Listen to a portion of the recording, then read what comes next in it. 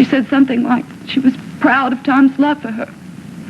And if they had met sooner, maybe things would be different. But she'd committed herself to marrying my father, and she was going to go ahead with it.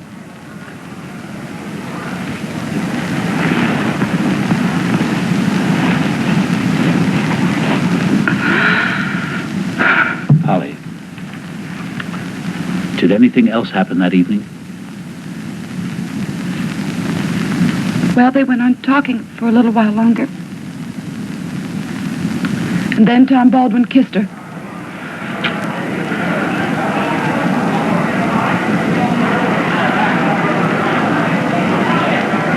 You saw that? Yes.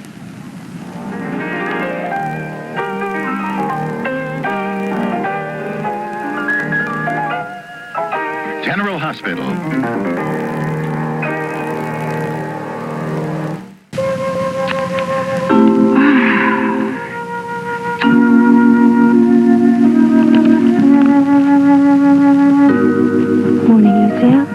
Meg, did you read this? Stepdaughter testified as to witnessing love scene by defendants in Prentiss case. Lucy, I know that. Well, I don't believe it. She's lying. She must be. How much did you read? Well, I just opened the paper. Well, they make it sound worse than it was.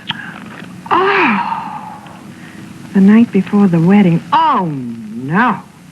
He'd always love her. And then they embraced. Oh, I don't believe it. I just don't believe it.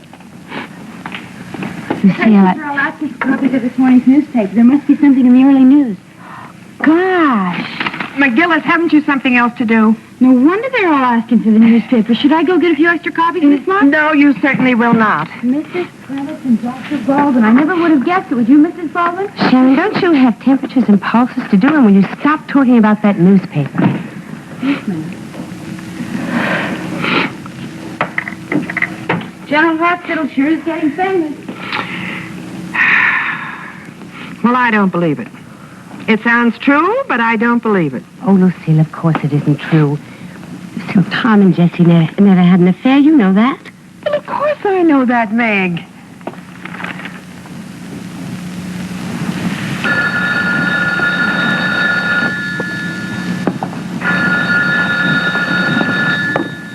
Hello, nurse's station. Mrs. Baldwin, may I help you? Meg, this is Steve Hardy. Oh, yes, Dr. Hardy. I know I'm a little late, but I should be there in about 20 minutes. Any problems? No medical problems. I suppose you've read the morning newspaper about Polly Prentiss' testimony.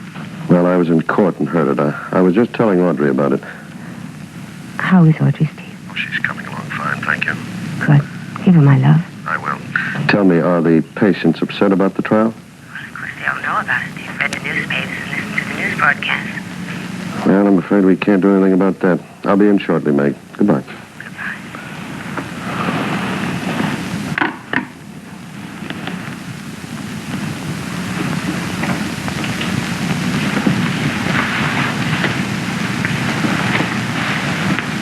Well, everybody at the hospital seems to know about the trial. Polly's testimony surprise you? I had no idea she had anything damaging to say. I knew that Tom had admired Jessie, but I admit I was a little surprised that he went over to see her the night before the wedding.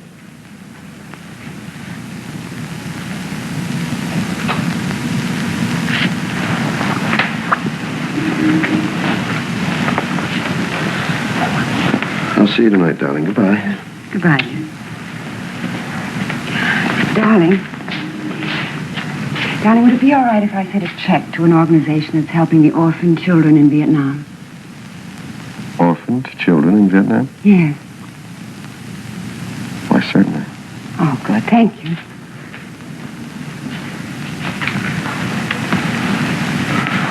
Audrey, I wish you could get interested in something more cheerful. You know, the more I read about them, the more I see them on television, I can't help wanting to help them. Darling, do you realize that there are thousands of these orphan children separated from their parents? Some of the parents are even dead. I'd feel so much better if I could help them. Well, sure. I can't stop thinking about them. Sick and miserable and undernourished and needing help. Audrey, I feel very sorry for them, too, and by all means send them some money, but I don't think it's good for you to brood about them too much. Well, isn't that better than brooding about the loss of my own baby? I don't want you to brood about anything, Audrey. Oh, darling, I'm trying not to, and I'm sure I'll be all right once I can have a baby again.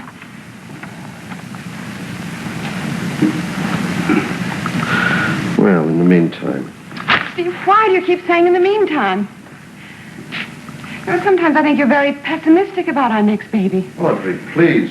You mustn't be neurotic about it. You know, you're lucky to be alive after Even if my baby isn't. Audrey, please, you said you were going to try to be sensible. Oh, darling, I am trying to be. Oh, Steve, don't you understand?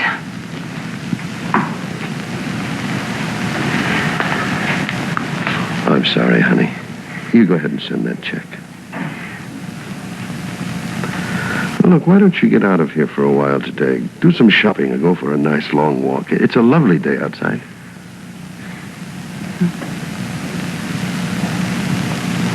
Well, I have to get to the hospital.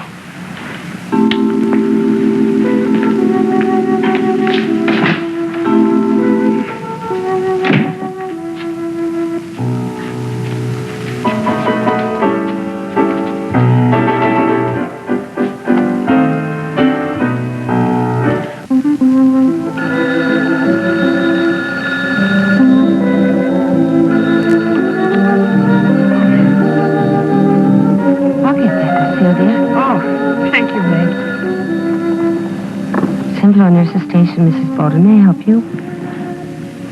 This is Phil Brewer, Meg. Dr. Brewer. I'm calling from San Francisco. I've just read the papers, and I'd like to speak to Jessie. Do you know where I can reach her? Well, I'm not sure where she might be now. Why don't you call Lee's office? He'd know, and I'm sure he's there. The trial doesn't start...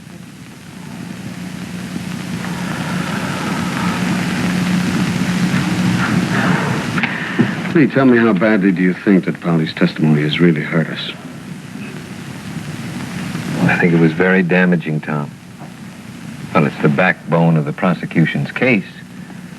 It establishes a basis for a possible conspiracy. It gives them something they've been looking for, a motive. Yeah.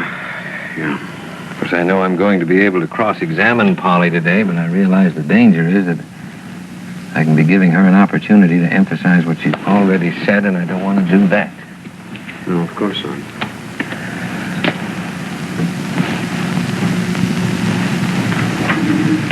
Tom, you can't suggest any grounds on which I could challenge the truth of what she said, can you? I'm afraid I can't, no.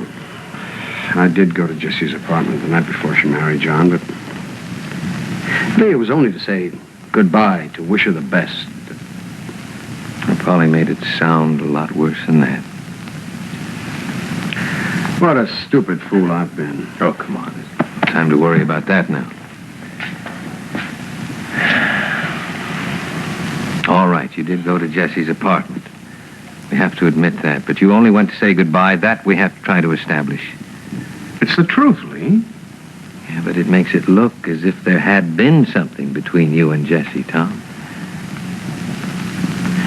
And Polly testified that she heard you talking about being in love with Jessie. All right. Don't rub it in. Not rubbing it in. It's just that Jessie didn't throw you out or anything. Then Polly saw you kiss her.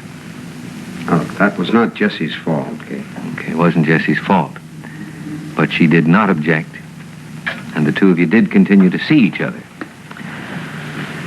Yeah, I can see where the DA's case could be pretty convincing to that jury. But it's not the truth, Lee. That's my point. It's not the truth. Lee Baldwin. Lee, it's Phil Brewer. Phil Brewer?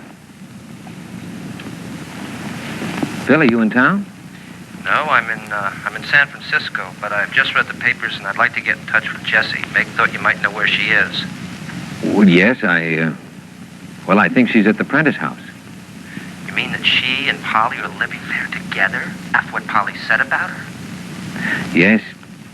You see, Jessie wanted to give Polly every opportunity to talk to her. Jessie feels that she's deeply disturbed and needs help, Phil. Well, do you think I can get her there now? Yes, I think so. She shouldn't have left for the court quite yet.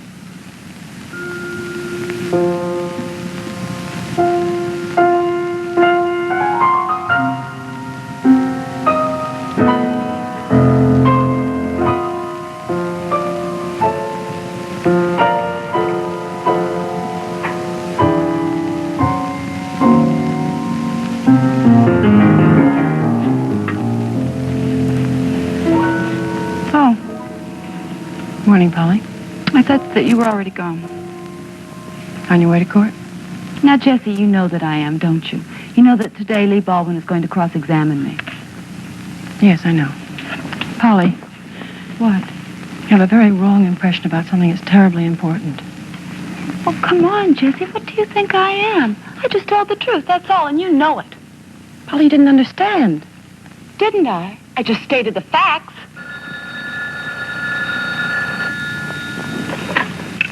Hello? Yes, just a minute. It's for you, Jessie. Thank you.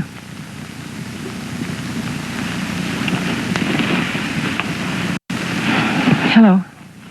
It's Phil, Jess. Phil. Where are you? I'm in San Francisco, Jessie, but I'm catching a plane right away to see you. I've read the papers. Phil, there's nothing you can do. Maybe not, but I'm coming to be with you, so don't try and stop me, Jessie. I'm all right, Phil. Yeah, well, I want to be there whether you want me to or not. You really don't mind, do you? I mean, I wouldn't do anything to embarrass you, would I? No, of course not. Then I'll see you tomorrow, okay? Tomorrow? Okay?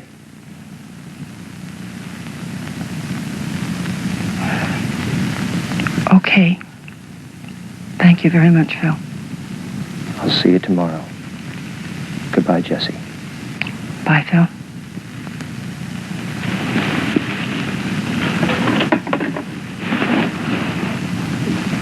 Phil. Was that Phil Brewer? Coming to see me tomorrow. He's coming to see you. But Jessie, you've been divorced for years. Yes. Well, I'm very impressed. All of your men friends stay terribly devoted to you, don't they? How do you do it, Jessie?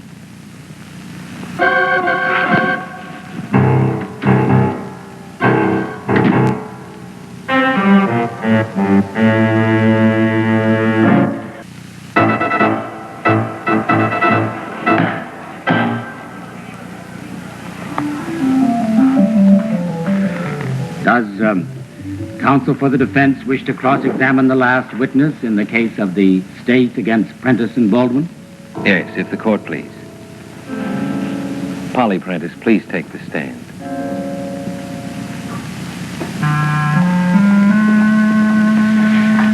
Miss Prentiss, I wish to remind you that you are still under oath. Yes, sir. You may continue, Mr. Counselor. Thank you, Your Honor.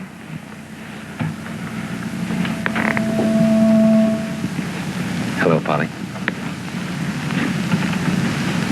Polly, you testified earlier that upon your return from Chicago, you stayed with Jessie Brewer at your father's request, but against your own inclination. Yes. Why were you reluctant to stay with Jessie? Well, I resented not being told about my father's illness and his return to the hospital. I felt that if my father couldn't tell me, Jessie certainly should have. I felt pushed out of my father's life and displaced by Jessie. You know whether or not your father had asked Jessie not to upset you by telling you about his illness? No. Did Jessie ever explain that it was at your father's request that she didn't tell you about his illness? I don't remember her ever saying that.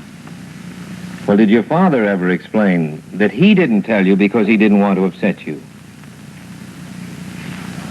Yes, he did say something like that. Well, then, doesn't it seem likely that he would have asked Jessie not to tell you for the same reason? I object, Your Honor. This is a purely hypothetical question asked merely to make an impression on the jury. Yes, the objection is sustained. The counselor will be careful to limit all questions to matters of fact known to the witness. Yes, Your Honor.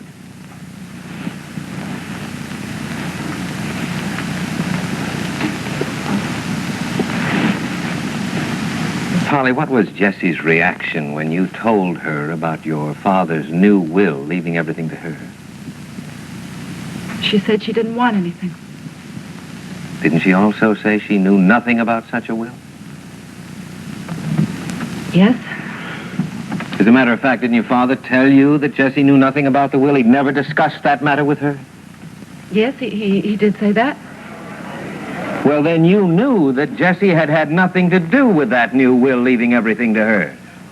Well, she didn't know about it ahead of time, but she did know about it because I told her. And she said she was going to talk to my father to persuade him to change it.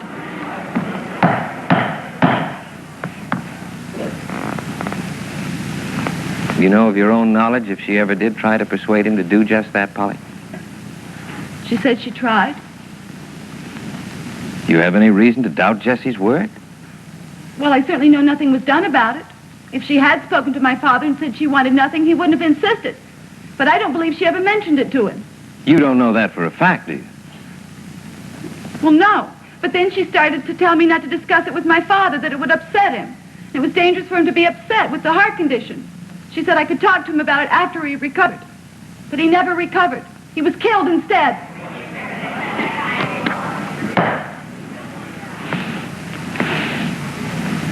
Polly, you were against your father's marriage to Jessie, weren't you?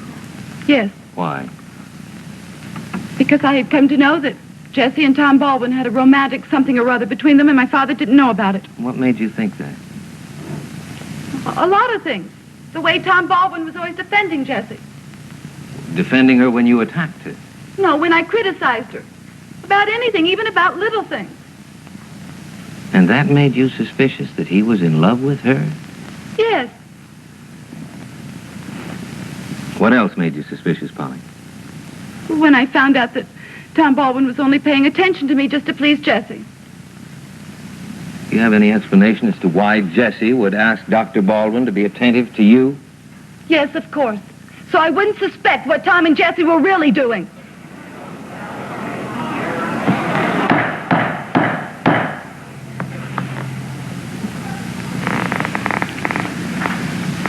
Polly, did you ever accuse Dr. Baldwin of being in love with Jessie?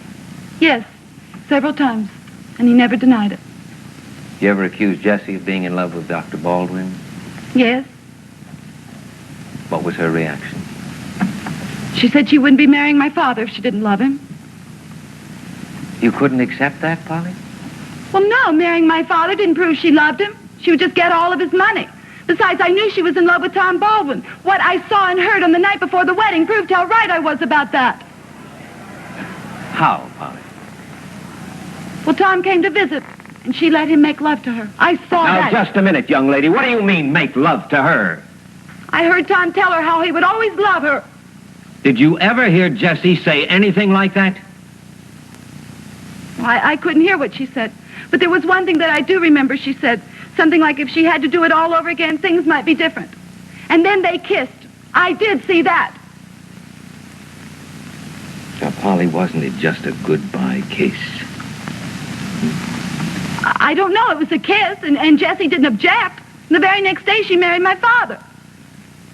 Dr. Baldwin ever come to see Jessie after the marriage? No, not that I know of. But she did come to visit. He came to visit her after my father died. Well, he came to see you, too, didn't he? Well, yes, a couple of times, but that was after the police started their investigation. He just wanted to find out what I was telling them.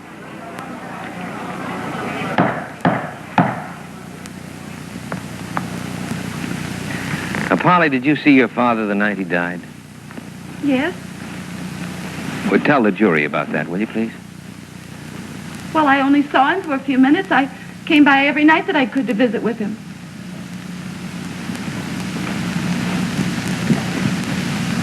You can't cast any light on how your father met his death, can you? Cast any light? Mm-hmm. No.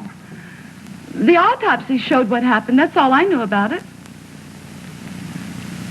I see.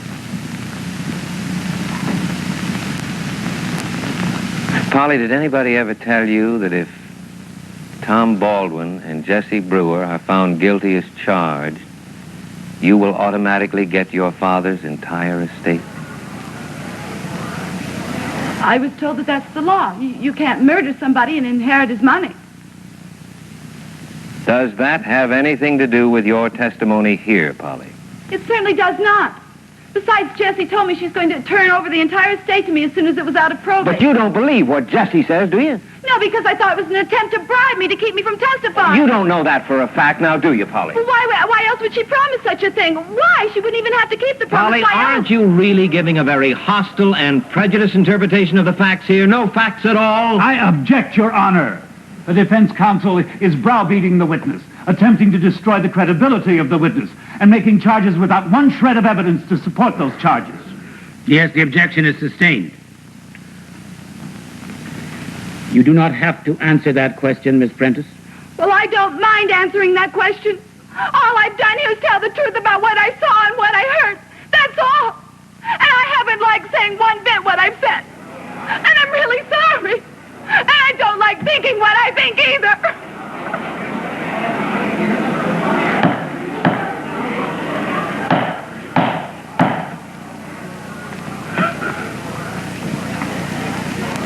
Well, any more questions, Mr. Counsel?